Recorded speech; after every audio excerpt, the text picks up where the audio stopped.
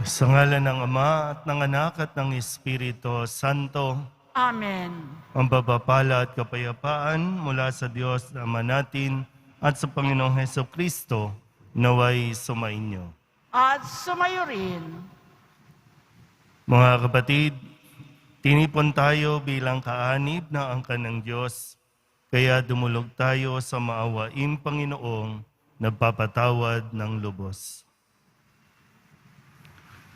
Sinugong tagapagpagaling sa mga nagsisisi, Panginoon, kaawaan mo kami. Panginoon, kaawaan mo kami. Dumating na tagapag-anyayang mga makasalanan ay magsisi, Kristo, kaawaan mo kami. Kristo, kaawaan mo kami. Nakaluklok ka sa kanan ng Diyos Ama para ipamagitan kami. Panginoon, kaawaan mo kami. Panginoon, kaawaan mo kami. Kaawaan tayo ng makapangyarihang Diyos, patawarin tayo sa ating mga kasalanan at patnubayan tayo sa buhay na walang hanggan. Amen. Manalangin tayo. Ama naming makapangyarihan, gawin mong ang ginanap naming Pasko ng pagkabuhay ay maisaloob namin at maisakatuparan sa pagtataguyod mo sa pamamagitan ni Jesucristo kasama ng Espiritu Santo magpasawalang hanggan. Amen. Magsiupo muna po ang lahat. Pagbasa mula sa mga gawa ng mga apostol. Pagdating namin sa Roma, si Pablo'y pinahintulutang umupa ng sariling tirahan, kasama ang isang kawal na pinakatanod niya. Makaraan ng 3 araw, inanyayahan ni Pablo sa isang pulong ang mga pangunahing Hudyo sa lungsod. Nang magkatipon na sila, sinabi niya, "Mga kapatid, bagamat wala akong ginawa laban sa ating bansa o sa mga kaugalian ng ating mga ninuno, hinuli ako sa Jerusalem at isinakdal sa kinatawan ng pamahalaang Romano. Matapos akong litisin, ako'y palalayain na sapagkat wala naman akong ginawa na dapat parusahan ng kamatayan. Ngunit tumutol ang mga Hudyo, kaya't napilitan akong dumulog sa emperador. Bagamat wala akong sakdal laban sa ating mga kababayan, nagagapos ako ng tanikalang ito dahil kay Jesus, ang pag-asa ng Israel. Yan ang dahilan kung bakit hiniling kong makausap kayo. Humigit kumulang sa 2 taong nanirahan si Pablo sa Roma, sa bahay ng kanyang inuupahan, at tinanggap niya ang lahat ng nagsadya sa kanya. Hayagan at walang sagabal na nangangaral siya tungkol sa paghahari ng Diyos at sa Panginoong Hesukristo. Ang salita ng Diyos. Salamat sa Diyos. Poon ang mga mabuti ay kapiling mo parati. Poon, ang mga mabuti ay kapiling mo parati. Ang Panginoong Diyos ay matatagpuan sa banal na templo. At doon naman sa mataas na langit, naroon ang trono. At magbuhat doon ay pinagmamasdan ang lahat ng tao. Walang maliligid anuman ang gawin ng lahat ng ito. Poon, ang mga mabuti ay kapiling mo parati. Lahat ng mabuti, pati ang masama ay sinisiyasat. Namumuhing lubos siya sa suwail na wala ng batas. Ang poon ay tapat, sa gawang mabuti siya'y nalulugod. At sa piling niya, mabubuhay silang sa kanya'y sumunod. Poon, ang mga mabuti ay kapiling mo parati. Magsitayo na po ang lahat.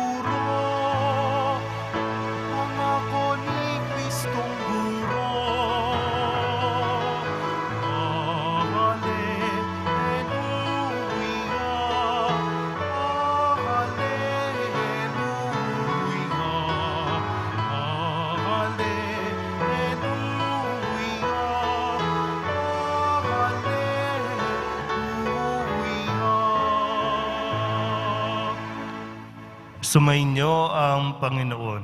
At sumayo rin. Ang mabuting balita ng Panginoon ayon kay San Juan. Papuri sa iyo, Panginoon.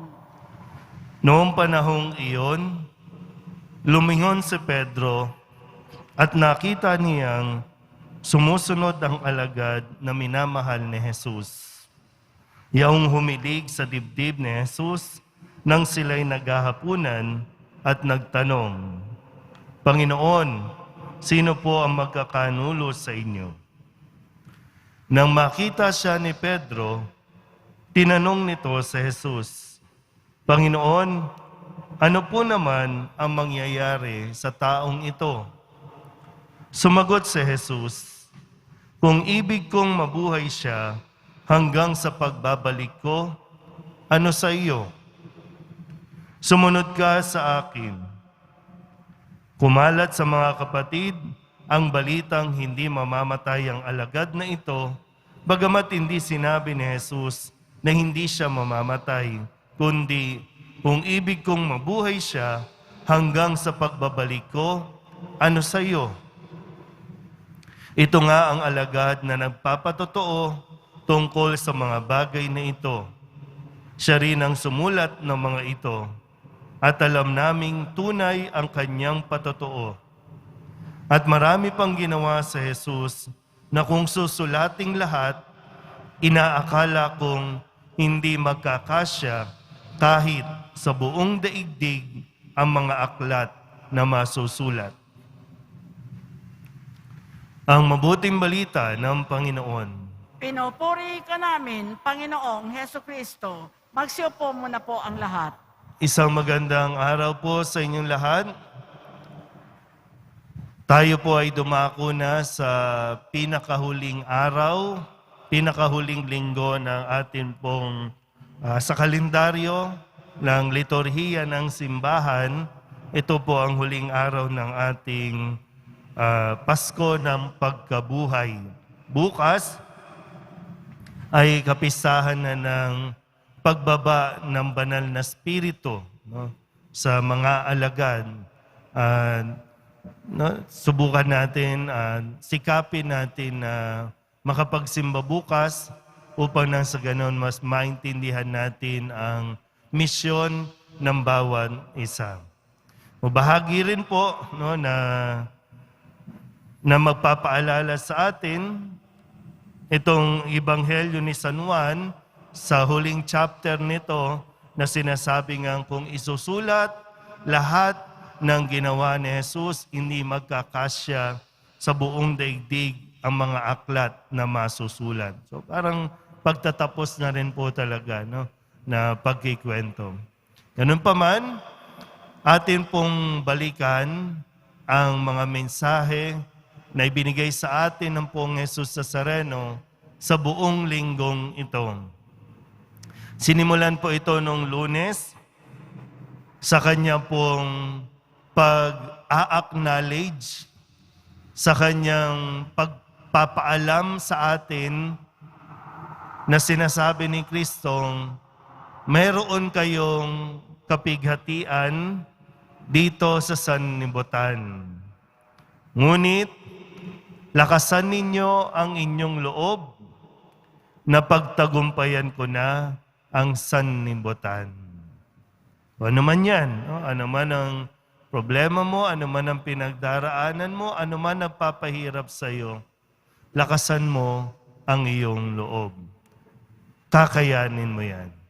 Nakaya na ni Jesus, kakayanin mo rin. Kaya nung Martes, ang sabi ni Kristo, o ang sabi sa Ebanghelyo, kung saan ginunita natin ang pagbisita ng mahal na Birhen kay Elizabeth, matapos na tanggapin ni Maria yung mensahe na siya ay magdadalang tao, sasaka niya ang salita. Siya po ay pumunta sa bahay ni Elizabeth at naglingkod kay Elizabeth na malapit ng manganak. At ang sabi ni Elizabeth kay Maria, pinaalala rin sa atin, mapalad ka sapagkat nanalig kang matutupad ang ipinasabi sa iyo ng Panginoon. So kung iugnay lang natin, no? Sabi nung Lunes, lakasan mo ang iyong loob. Nung Martes, mapalad ka kapag nananalig ka sa ipinasabi ng Panginoon. Nung Miyerkules naman, marami po sa atin humihingi ng panalangin. No? Father, pagdasal mo naman. O kaya kayo, pagdasal mo naman. Alam nila magsisimba ka. Alam nila deboto ka. No? Pero ngayon, masarap na sa pakiramdam na hindi lang yung pamilya, hindi lang kaibigan ang nagdarasal para sa iyo. Hindi lang tayo nagdadasal sa Diyos. Mismong ang poong Jesus Nazareno ang nagdarasal para sa atin. Ang dasal po niya, Amang Banal, ingatan mo sila sa pamamagitan ng kapangyarihan ng iyong pangalan upang sila'y maging isa. Siguro nakikita naman talaga ng Diyos yung nagiging sitwasyon natin, hindi makakabuti yung kanya-kanya, hindi makakabuti yung walang pakialamanan. Kaya't ang dasal ng poong Nazareno, magkaisa nawa tayo. Maging isa nawa tayo. At dinugtungan pa nung Huwebes, ang kanyang dasal, Amang Banal, hindi lamang ang mga alagad ang idinadalangin ko, kundi pati ang mga mananalig sa akin dahil sa kanilang pahayag. Una, ipagdasal na. No? Ipinagdarasal tayo ng poong Jesus Nazareno. At kahapon, Biyernes, yung tanong ni Jesus kay Simon Pedro, na siya ring itinatanong sa atin, iniibig mo ba ako ng higit kaysa mga ito? Iniibig mo ba ako? Importante din po yun, no? Yung naririnig natin na sinasabing, mahal kita. Sa mga mag-asawa nga, di ba? Kailan ba yung huling minuto, huling araw? Kailan yung huling nagsabihan kayo ng I love you? Maganda rin po yan. No? Kung hindi lang sinasabi, kundi ipinapakita sa gawa. Yung pag-i-express, no, ng pagmamahal. At ngayon, kung kahapon, tinanong ni Jesus si Simon Pedro, iniibig mo ba ako? Sumagot naman siya, opo. Pakanin mo ang aking tupa, ingatan mo ang aking tupa.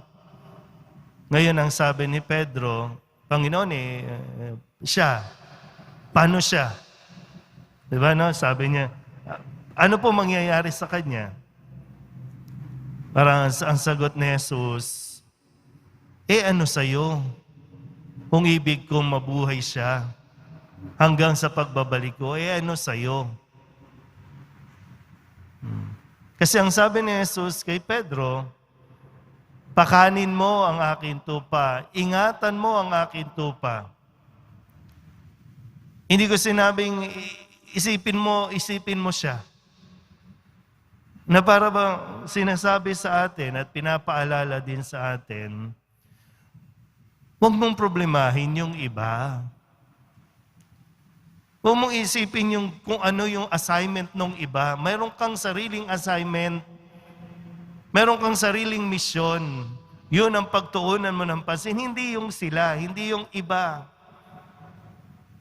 Meron kang sariling dapat na problemahin. Meron kang sariling dapat na asikasuhin na hindi natin nagagawa kasi nga tingin tayo ng tingin sa iba. Minsan, subaybay tayo ng subaybay sa mga tao dyan sa social media, hindi mo na nagagawa yung dapat mong gawin. Parang, di ba, no? Sa huling araw, parang nakatikim ka tuloy kay Jesus. Ano sa'yo? Ano kung mayaman sila, mas mayaman sila, ano sa'yo ngayon? Ano kung mas maganda yung napangasawa niya, ano sa'yo? E ano kung mas asensado sila?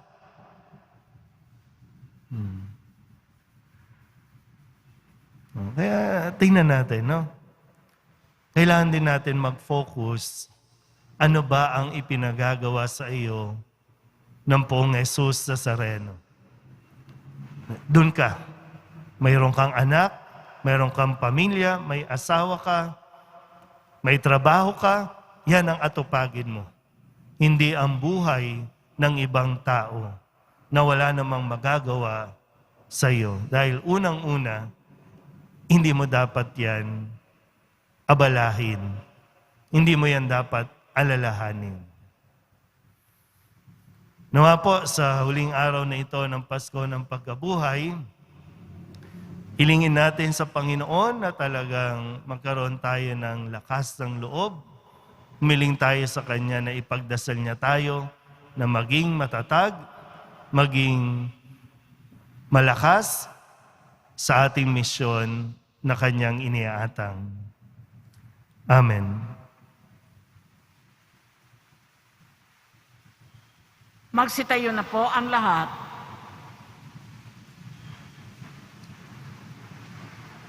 Si Jesus na nakipamuhay sa mga tao upang maglingkod bilang pagsunod sa Kanyang Ama, ay nagnanais na unahin natin ng higit sa lahat ang mga bagay na nakalulugod sa Diyos.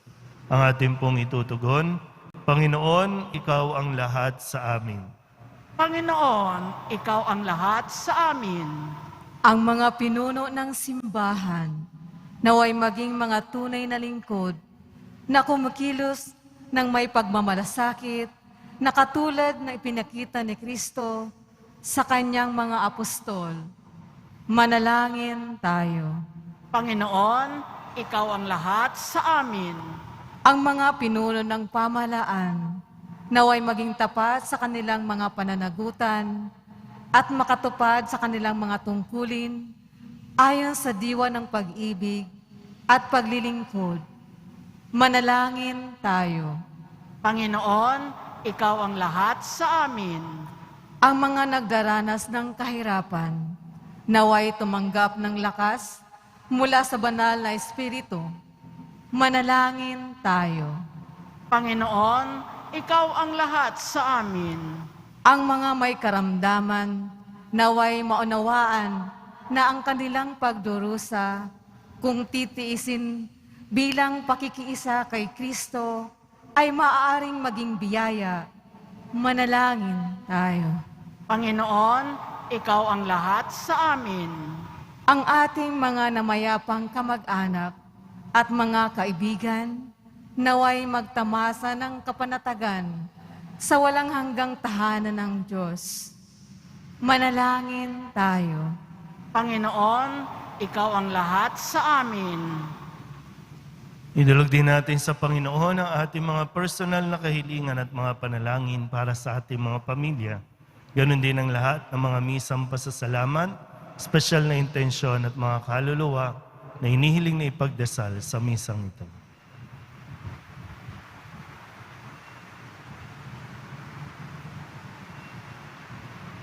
Ang lahat ng ito hinihiling namin sa ngalan ni Kristong aming Panginoon. Amen.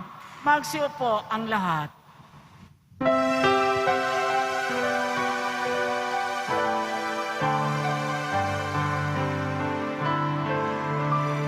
Jesus Nazareno, alak at tinapay sa tanan ay nagbibigay buhay. Biyayang kaloob mo ay aming inaalay, aming hiling pagpapalat, buhay madalisay.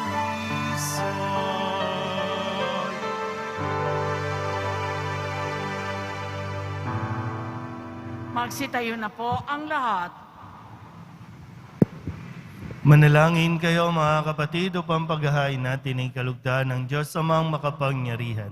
Tanggapin nawa ng Panginoon itong paghahain sa iyong mga kamay sa kapurihan niya at karangalan sa ating kapakinabangan at sa buong sambayanan niyang banal.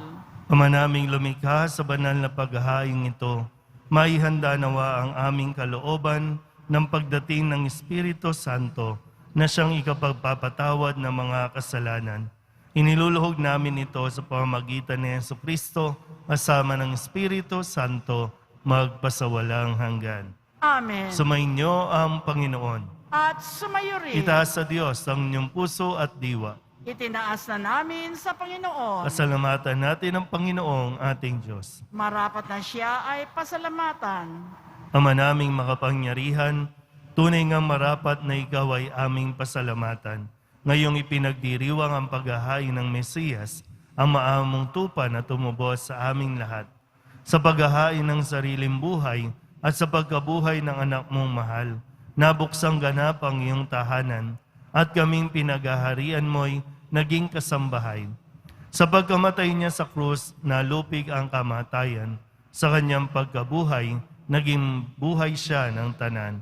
Kaya kaisa ng mga anghel na nagsisiawin ng papuri sa iyo, nang walang humpay sa kalangitan, kami nagbubunyi sa iyong kadakilaan.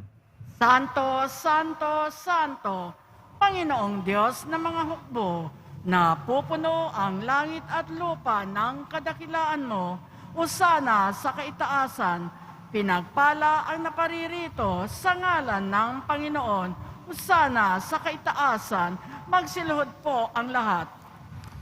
Ama naming banal, ikaw ang bukal ng tanang kabanalan. Kaya't sa pamamagitan ng iyong Espiritu, gawin mong banal ang kaloob na ito upang para sa aming maging katawan at dugo ng aming Panginoong Hesukristo. Bago niya pinagtisang kusang loob na maging handog, inawakan niya ang tinapay, pinasalamatan kaniya, binaghati-hati niya iyon, iniabot sa kanyang mga alagad at sinabi, tanggapin ninyong lahat ito at kanin, ito ang aking katawan na ihahandog para sa inyo.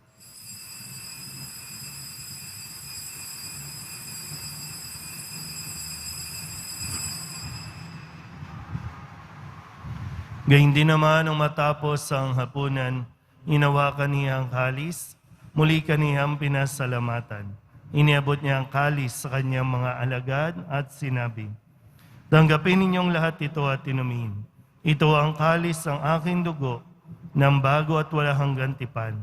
Ang aking dugo na ibubuhos para sa inyo at para sa lahat, sa ikapagpapatawad ng mga kasalanan. Gawin ninyo ito sa pag-alaala sa akin.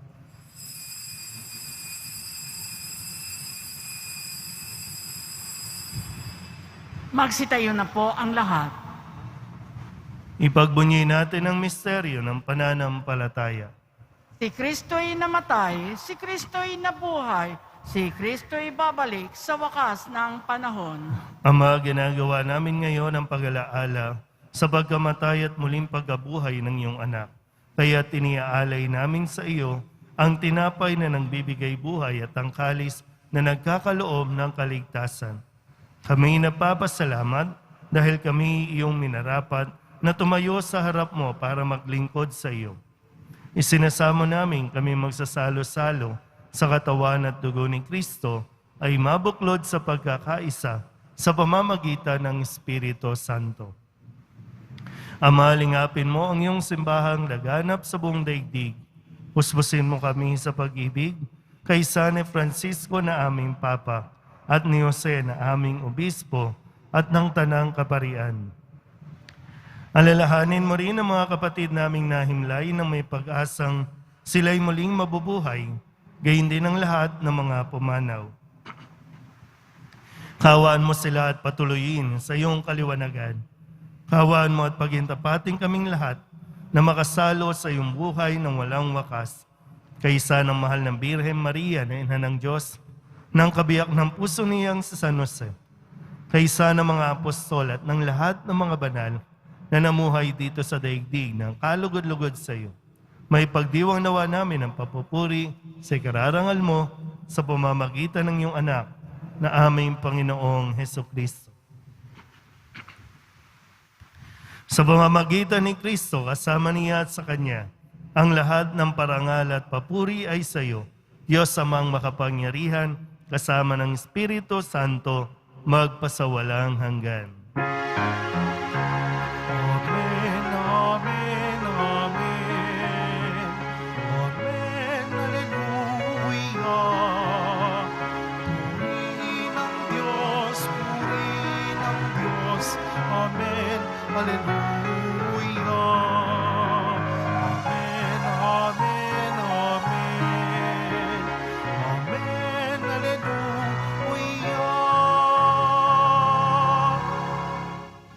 Buong kababaang loob tayong tumawag sa ating Panginoon ng Ama namin.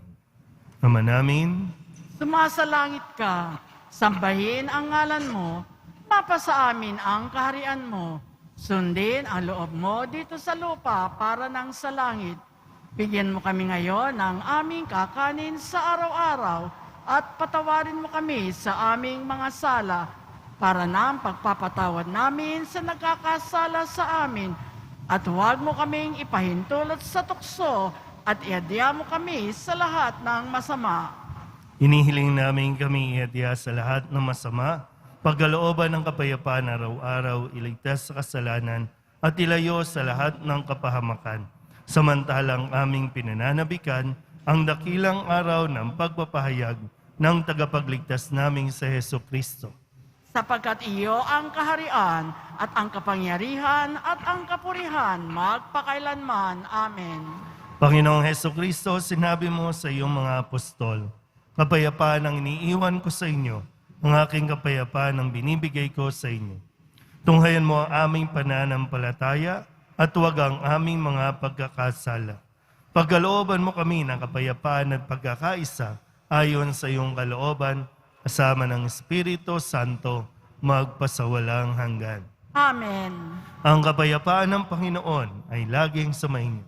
At sumayo rin. Magbigayan po tayo ng kapayapaan sa isa't isa.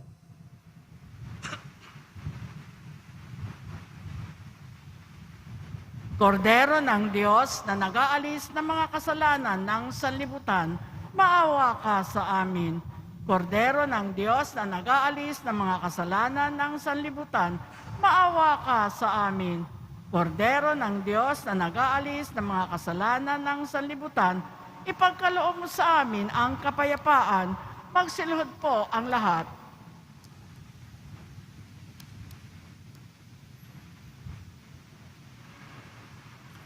Ito ang kordero ng Diyos. Ito ang nag-aalis ng kasalanan ng sanlibutan. Mapalad ang mga inaanyayahan sa kanyang piging. Panginoon, hindi ako karapat-dapat na magpatuloy sa iyo, ngunit sa isang salita mo lamang ay gagaling na ako.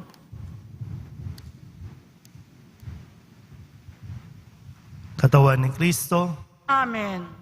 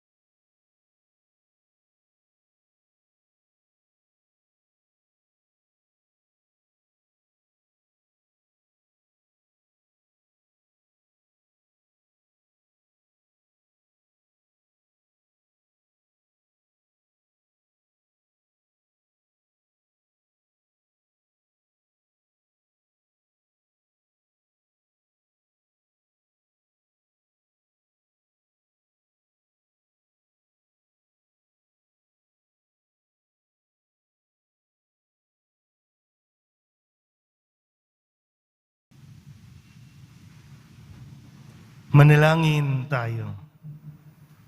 Ama naming mapagmahal, pahintulutan mo sa aming pagdalangin Kaming itinawid mo mula sa luma patungo sa bago, na dulot ng banal na salo-salo, ay makapagbago nawa sa aming kalooban sa pagsisikap naming ang lumay talikdan sa pamamagitan ni Hesukristo kasama ng Espiritu Santo magpasawalang hanggan. Amen. Sumainyo ang Panginoon. At sumayo rin. Manalangin tayo para sa pagbabasbas. Mahal na pong Jesus Nazareno, inihayag mo sa pamamagitan ng krus ang walang maliw na pag-ibig ng Diyos sa sangkatauhan. Pakinggan mo ang kahilingan ng iyong angkan na nagsusumamo sa iyo. Makamtanawa nila ang iyong katugunan at tanggapin ang kasagutan na may utang na loob na tinatanaw. Basbasan din po ninyo mga dala-dala nila, mga imahin at dasalan at lahat ng mga may karamdaman. Sa pamamagitan ng bendisyon na ito, naway maalala nila ang mga pangako nila noon sa binyag na ikaw ang kanilang ibigin at paglilingkuran bilang Panginoon magpasawalang hanggan. Amen. At pagpalain kayo ng makapangyarihang Diyos, Ama at Anak at Espiritu Santo. Amen. Umayo kayong taglay ang kapayapaan ng Poong Jesus Nazareno. Salamat sa Diyos. Magandang umaga po.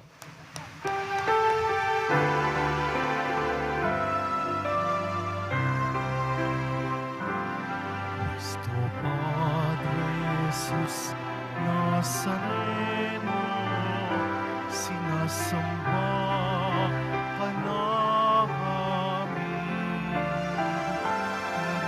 Pinipinturo ka namin. Aral mo ang aming buhay at kaligtasan. Cristo Padre Jesus Nazareno, iligtas mo kami sa kasalanan. Ang krus mong kinamatayan ay sagisag